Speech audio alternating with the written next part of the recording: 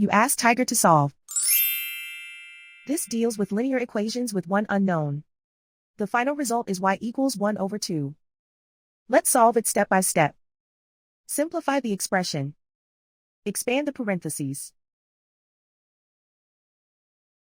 Multiply the coefficients.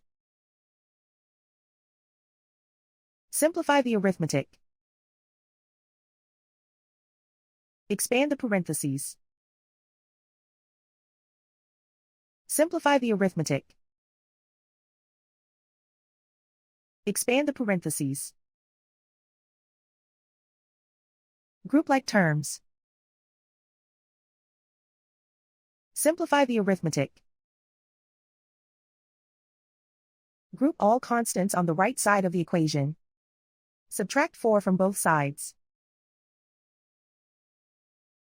Simplify the arithmetic.